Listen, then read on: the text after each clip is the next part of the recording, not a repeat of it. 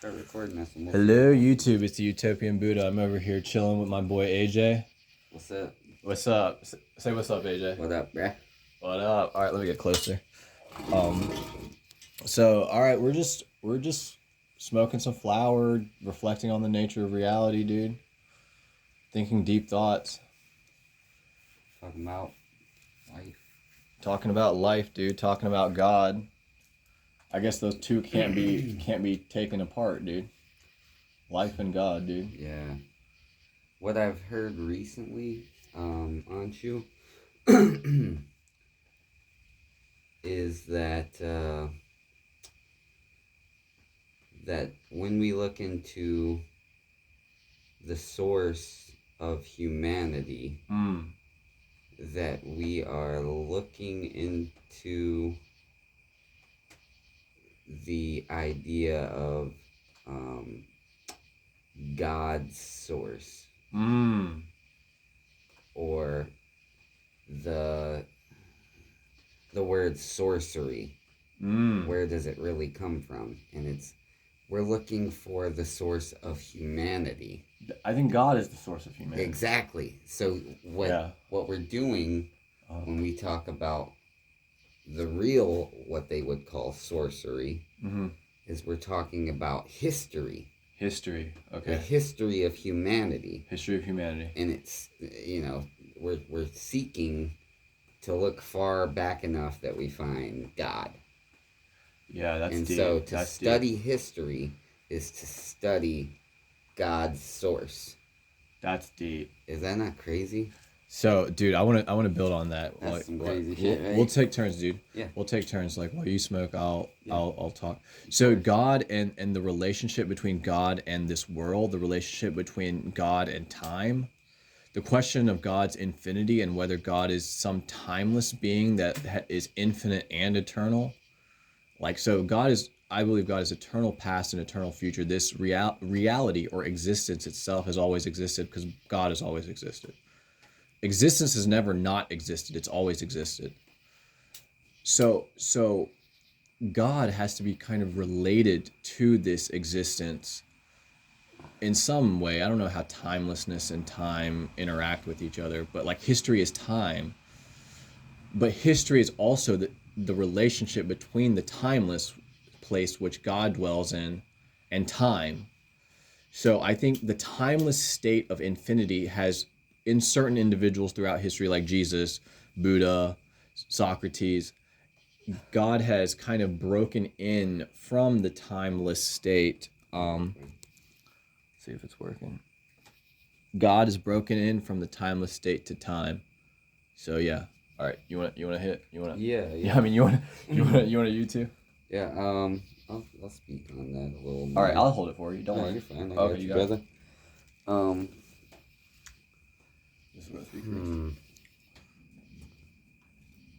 So humanity only knows the time that we're given as each individual human. Right. There's an allotted time in which you are given to be born, and a lot of time in which you are given to pass away. Yes. We're born and death, birth and death. And humanity only knows that little bit of allotted time that it has, and is able to somehow transfer into the future, whether it be a book, writings. Most of the time it's writings, which is really interesting in itself. Yeah, books are powerful. To pass down energy through words. You're deep, man. You're a genius. Is insanely powerful. Very powerful. Our words are powerful, yeah. Ideas are powerful. Yeah, they really are. Ideas are constructions, like logical constructions and statements of truth on the nature of reality. So it's just like...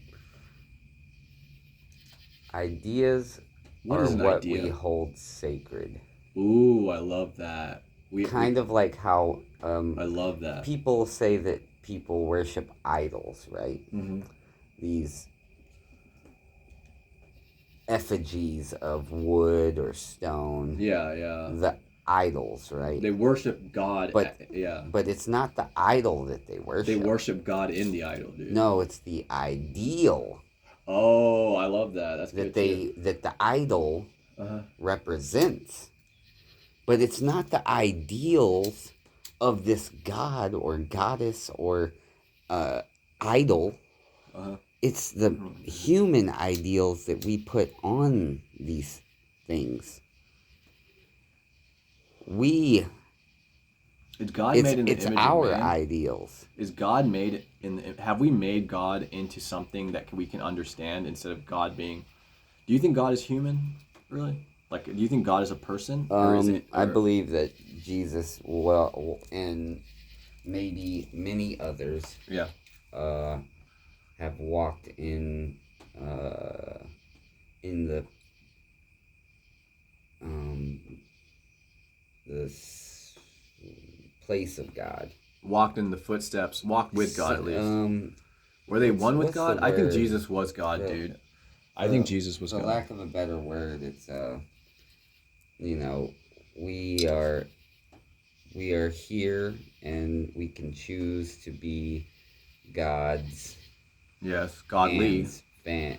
hands, fingers, eyes, Right. ears. We are the ones who get to basically judge each other at the judgment. Right. And how we know that for sure is because we judge each other right now. Judge all day, dude. Yeah, there's. Let somebody I judge tell myself, you, dude. let somebody tell you that there is no judgment. I'll show you that they're gonna judge about 50 people that day. Amen. And I'm gonna do it too. I do it too. We all do. It's not something that we want to entirely do, but that's why the ancient Egyptians. Who says judgment's all bad, dude? There is. The only people who are mad about judgment are the people who know that they're going to be judged harshly because they did some fucked up stuff. And it's okay. Look. There's forgiveness too. There's love. Yeah, and exactly. Love is there too. But judgment, dude, justice, the distinction between light and darkness, the desire to punish the wicked and reward the righteous, is a fundamental quality in the constitution of human nature, dude. I agree. Yeah, dude. Justice, dude. Like, come on, man. You don't want evil people to get away with doing evil things. They deserve to be at least put in jail. Well, more than that, this is why I don't entirely understand the construct of what's called hell. Because it's a jail, right? Let's be real. It's a jail where the worst things happen. Very to you. suffering. Yeah. Well, it must be that if hell did exist, right? Mm-hmm. Which I'm not sure that entirely I don't think does. I don't think hell exists, but I'm not. I think hell is separation from God. Right. It's not in the way that we have been taught in Western society that it's this burning fire pit. Heaven is connection to others and to God in other people, and hell is separation from God. That's how I understand it. Right. In the Bible, they talk about what's called the outer darkness. Okay. Which is, in my opinion, worse than a hell. Okay, what is it? Forgotten about entirely. What is the outer darkness? It's just out there, so far gone that nothing even knows about you. You get what I mean? You don't exist anymore. Your spiritual essence is dead. Not in this vicinity, in God's realm anymore. That's hell, You know dude. what I mean? That's hell. That's the real hell, in my opinion. That's an evil human being, dude. Well, I think love, dude. You lose love, you go to hell, man. Well, the idea of hell, in my opinion, is worse than what a flaming pit is. It's it's forgotten entirely. Like you're dead, lost spiritually dead. Yeah, soulless, like a fucking Dementor, dude. Right. In Harry Potter. Or just like soulless, dude. What were you before this? What will you be after this? Nothing. Right? Well, your individual ego, the source of your being, source of your being will always exist. But the ego, this idea of AJ with this body and Anshu with this body. Well, apparently that the character, the spirit and the soul are two different things. Yes. Right? The spirit is of God. Yes. And the soul is of your own characteristics. Your own nature, right? yeah. And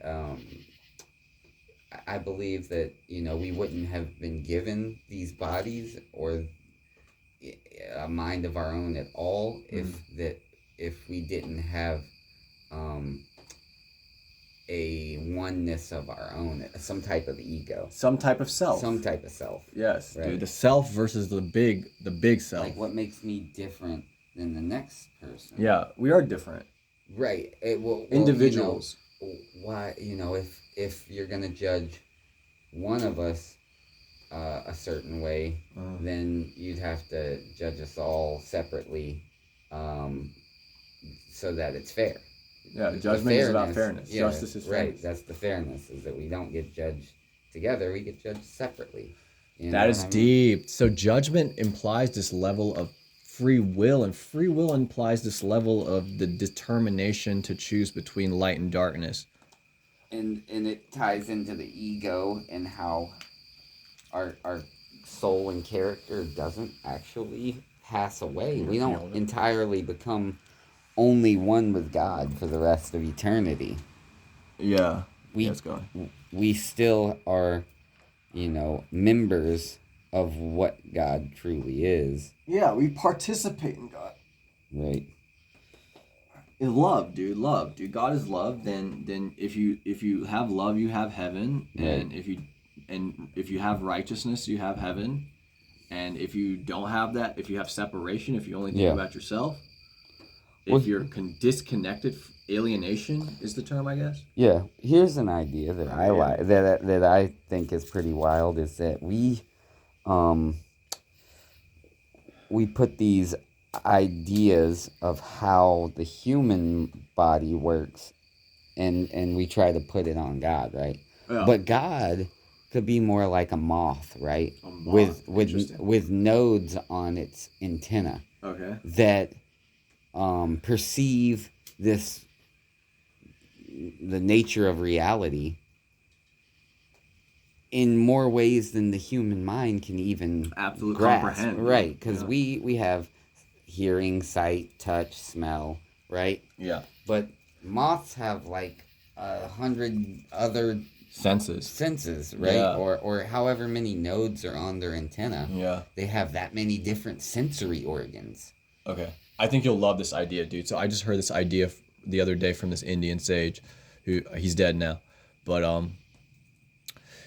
your experience of reality depends on the existence of your body. Yeah, the perception of your body is a mediating force between your soul or consciousness and the outer world, dude.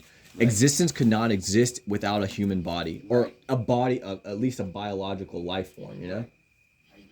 The eyes, dude, the perceiver, that which is perceived, and the process of perceiving, right? Like the subject, the object, and the thing that is in between the subject and object is some kind of reality, dude. And I think you find love in that space, dude. That interaction, dude. Like, you gotta love Mother Earth, like the hippies say. You gotta love heavenly ideals, like the Christians and other religions say. I don't know. So, all right, man. I think that's a good place to leave. Leave it off. All right, we're good.